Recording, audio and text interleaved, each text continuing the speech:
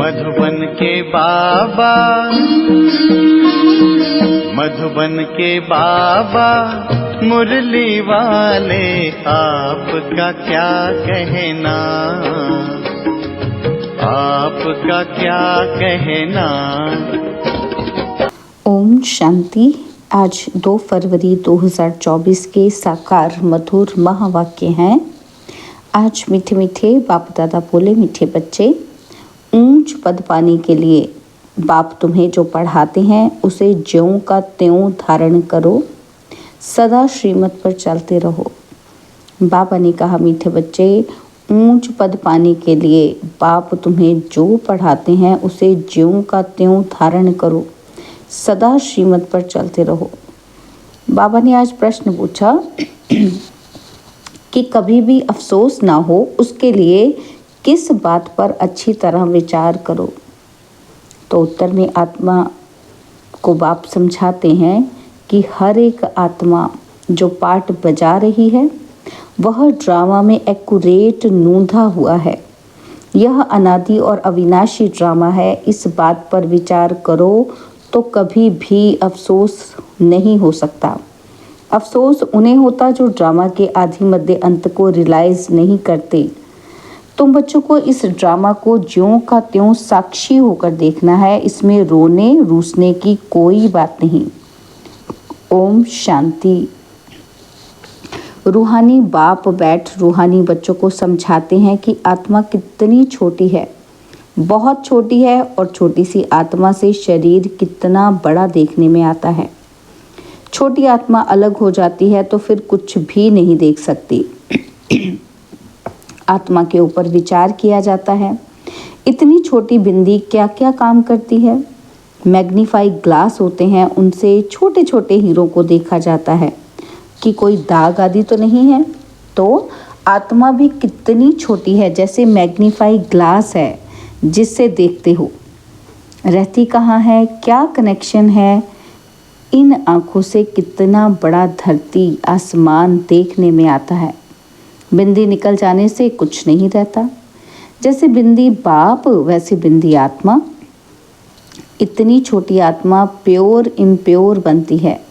ये बहुत विचार करने की बातें हैं। दूसरा कोई नहीं जानते कि आत्मा क्या है, परमात्मा क्या है। इतनी छोटी आत्मा शरीर में रहकर क्या क्या बनाती है, क्या क्या देखती है। उस आत्मा में सारा पार्ट भरा हुआ है 84 का। कैसे वह काम करती है, वंडर है। इतनी छोटी सी बिंदी में 84 जन्मों का पार्ट नूंधा हुआ है। एक शरीर छोड़ दूसरा लेती है। शरीर से आत्मा निकल गई तो शरीर मर गया। कितना बड़ा शरीर है और कितनी छोटी आत्मा है। यह भी बाबा ने बहुत बार समझाया है कि मनुष्य को कैसे पता पड़े कि यह सृष्टि का चक्र हर 5000 वर्ष बाद फिरता है। फलाना मरा, ये कोई नई बात नहीं। उनकी आत्मा ने यह शरीर छोड़ दूसरा लिया। 5000 वर्ष पहले भी इस नाम रूप को इसी समय छोड़ा था। आत्मा जानती है कि हम एक शरीर छोड़ दूसरे में प्रवेश करती हूँ। अभी तुम शिव जयंती मनाते हो, दिखाते हो कि 5000 वर्ष पहले भी शिव जयंती मनाई थी। हर 5000 वर्ष बाद शिव जयंती जो हीरे तुल्य है मनाते ही हैं। यह सही बातें हैं। विचार सागर मंथन करना होता है जो औरों को समझा सकें। यह त्योहार होते हैं। तुम कहेंगे नई बात नहीं, हिस्ट्री रिपीट होती है। जो फिर 5000 वर्ष बाद जो भी पार्टदारी हैं वह अपना शरीर लेते हैं। एक नाम रूप देश काल छोड़ दूसरा लेते हैं। इस पर विचार सागर मंथन कर ऐसा लिखें जो मनुष्य वंडर खाएं। बच्चों से हम पूछते हैं ना कि आगे कब मिले हो। इतनी छोटी आत्मा से ही पूछना होता है ना, तुम इस नाम रूप में आगे कब मिले थे। आत्मा ने सुना तो बहुत कहते हैं, हाँ बाबा, आपसे कल्प पहले मिले थे। सारा ड्रामा का पार्ट बुद्धि में है। वह होते हैं हद के ड्रामा के एक्टर्स, और यह है बेहद का ड्रामा। यह ड्रामा बड़ा एक्यूरेट है। इसमें ज़रा भी फर्क नहीं पड़ सकता। वह बाइस्कोप होते हैं हद के, मशीन पर चलते हैं। 2-4 रोल भी हो सकते हैं जो फिरते हैं। यह तो अनादि अविनाशी एक ही बेहद का ड्रामा है। इसमें कितनी छोटी आत्मा एक पार्ट बजाए फिर दूसरा बजाती है। 84 जन्मों का कितना बड़ा फिल्म रोल होगा। यह कुदरत है, कोई की बुद्धि में बैठेगा। है तो रिकॉर्ड मिसल बड़ा वंडरफुल है। 84 लाख तो हो ना सके, 84 का ही चक्र है। इनकी पहचान कैसे दी जाए? अखबार वालों को भी समझाओ तो डालेंगे, मैगजीन में भी घड़ी घड़ी डाल सकते हैं। हम इस संगम के समय की ही बातें करते हैं। सतयुग में तो ये बातें होंगी नहीं, ना कलयुग में होंगी। जानवर आदि जो भी कुछ हैं सबके लिए कहेंगे, फिर 5000 वर्ष के बाद देखेंगे।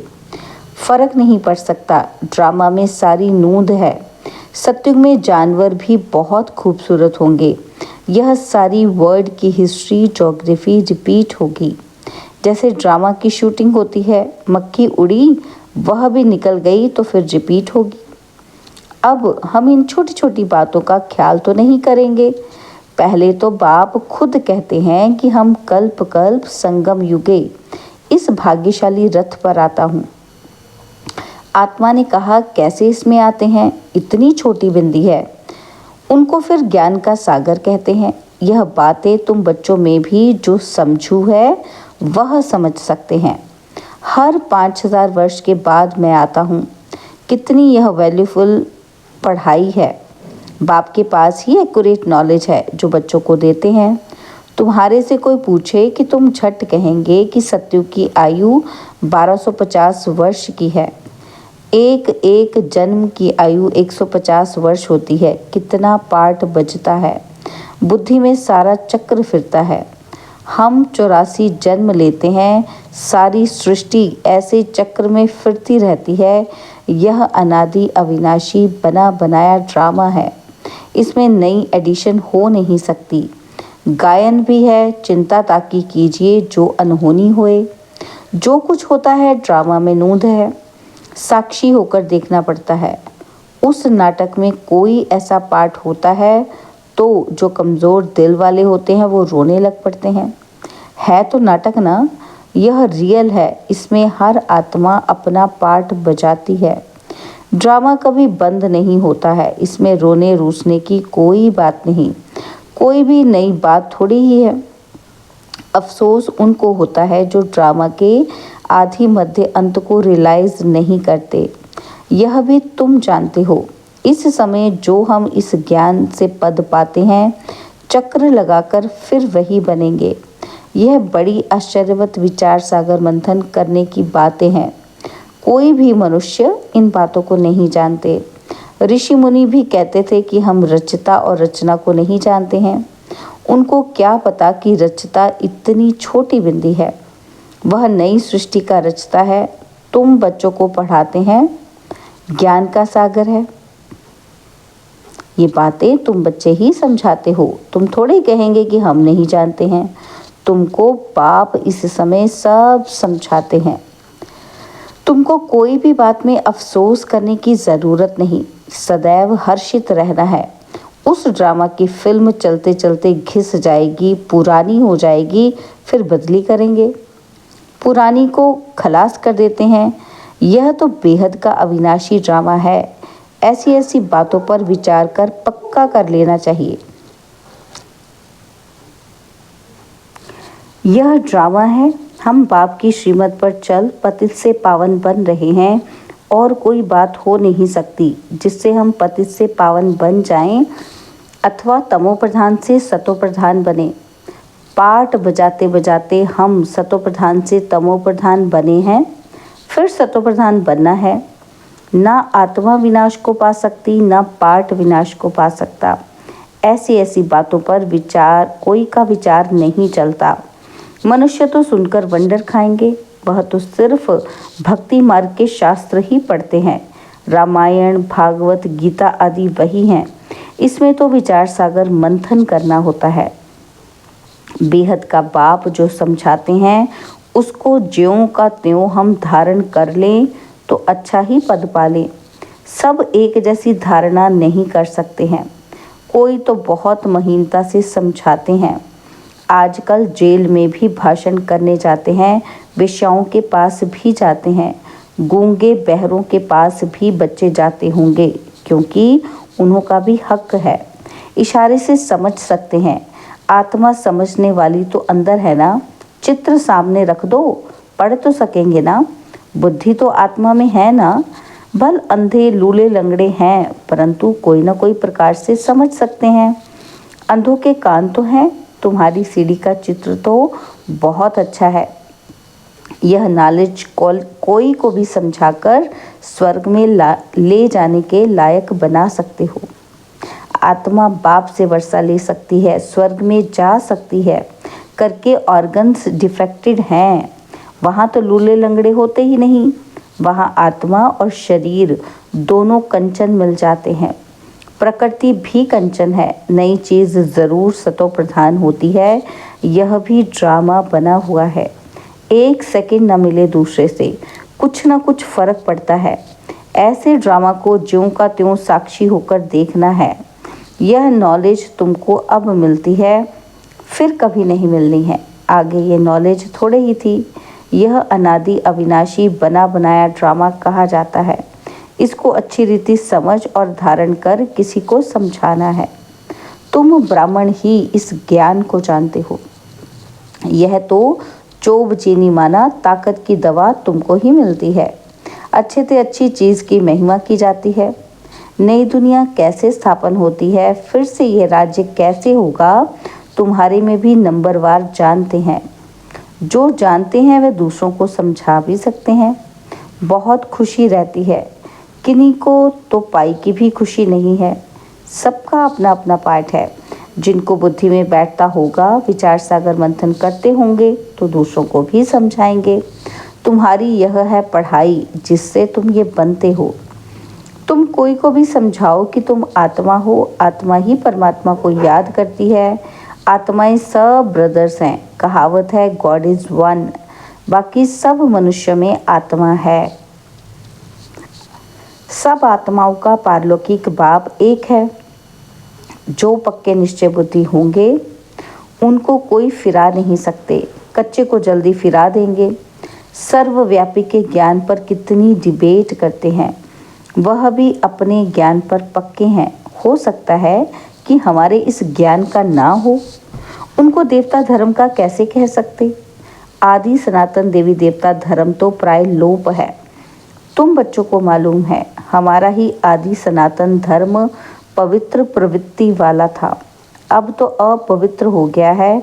जो पहले पूज्य थे वही पुजारी बन पड़े हैं। बहुत पॉइंट्स कंठ होंगी तो समझाते रहेंगे। बाप तुमको समझाते हैं, तुम फिर औरों को समझाओ कि यह सृष्टि चक्र कैसे फिरता है।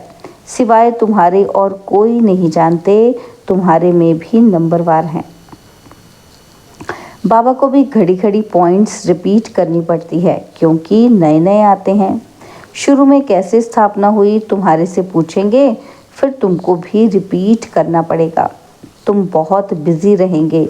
चित्रों पर भी तुम समझा सकते हो, परंतु ज्ञान की धारणा सबको एक रस तो नहीं हो सकती है। इसमें ज्ञान चाहिए, याद चाहिए, धारणा बड़ी अच्छी चाहिए। सतो प्रधान बनने के लिए बाप को याद ज़रूर करना है। कई बच्चे तो अपने धंधे में फंसे रहते हैं, कुछ भी पुरुषार्थ ही नहीं करते। यह भी ड्रामा में नूंद है। कल्प पहले जिन्होंने जितना पुरुषार्थ किया है उतना ही करेंगे। पिछाड़ी में तुमको एकदम भाई भाई होकर रहना है। नंगे आए हैं, नंगे जाना है। ऐसा ना हो कि पिछाड़ी में कोई याद आ जाए। अभी तो कोई वापस जा ना सके। जब तक विनाश ना हो, स्वर्ग में कैसे जा सकेंगे। ज़रूर या तो सूक्ष्म वतन में जाएंगे या यहाँ ही जन्म लेंगे। बाकी जो कमी रही होगी उसका पुरुषार्थ करेंगे। वह भी बड़े हो तब समझ सके। यह भी ड्रामा में सारी नूंद है। तुम्हारी एक रस अवस्था तो पिछाड़ी में ही होगी। ऐसे नहीं लिखने से सब याद हो सकता है। फिर लाइब्रेरीज आदि में इतनी किताबें क्यों होती हैं। डॉक्टर वकील लोग बहुत किताबें रखते हैं, स्टडी करते रहते हैं। वह मनुष्य मनुष्य के वकील बनते हैं। और तुम आत्माएं आत्माओं की वकील बनती हो। आत्माएं आत्माओं को पढ़ाती हैं, वह है जिस्मानी पढ़ाई और यह है रूहानी पढ़ाई। इस रूहानी पढ़ाई से फिर 21 जन्म कभी भूल चूक नहीं होगी। माया के राज्य में बहुत भूल चूक होती रहती है, जिस कारण से सहन करना पड़ता है। जो पूरा नहीं पढ़ेंगे, कर्मातीत अवस्था को नहीं पाएंगे, तो सहन करना ही पड़ेगा। फिर पद भी कम हो जाएगा। विचार सागर मंथन कर औरों को सुनाते रहेंगे, तब चिंतन चलेगा। बच्चे जानते हैं कि कल्प पहले भी ऐसे बाप आया था जिसकी शिव जयंती मनाई जाती है। लड़ाई आदि की तो कोई बात नहीं, वह सब है शास्त्रों की बातें और यह पढ़ाई है। आमदनी में खुशी होती है, जिसको लाख होते हैं उनको जास्ती खुशी होती है। कोई लखपति भी होते हैं और कोई कखपति भी होते हैं, अर्थात थोड़े पैसे वाले भी होते हैं। तो जिनके पास जितने ज्ञान रत्न होंगे उतनी खुशी भी होगी। अच्छा, मीठे मीठे सिकिलते बच्चों प्रति माता पिता बाप दादा का याद प्यार और गुड मॉर्निंग। रूहानी बाप की रूहानी बच्चों को नमस्ते। हम रूहानी बच्चों की रूहानी बाप दादाजी को दिलवा जान सिकवा प्रेम से नमस्ते। ओम शांति। प्यारे बाबा, मीठे बाबा, मेरे बाबा, शुक्रिया बाबा, शुक्रिया बाबा, शुक्रिया।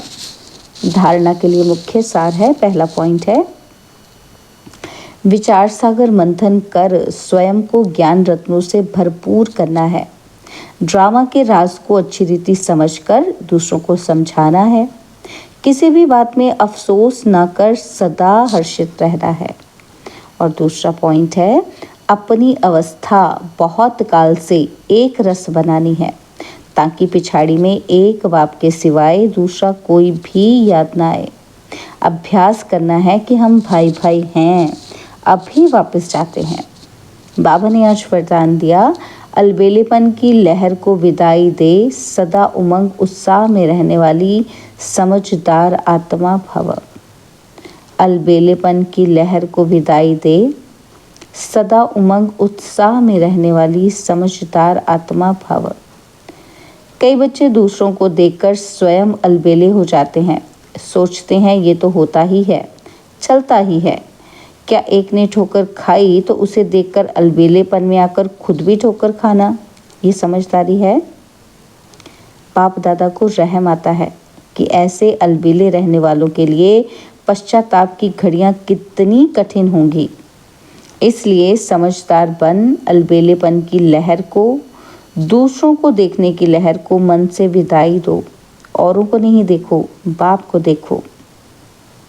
स्लोगन है, वारिस क्वालिटी तैयार करो तब प्रत्यक्षता का नगाड़ा बजेगा।